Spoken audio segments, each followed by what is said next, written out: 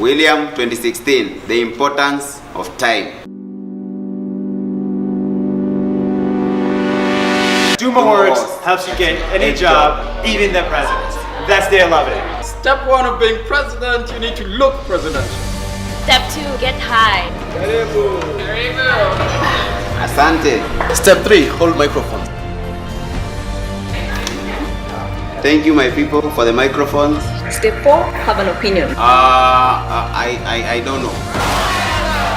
I know what we need, and I know what we need to do. I hate the prices of bananas. Step 5, get a tagline. William 2016, the importance of time.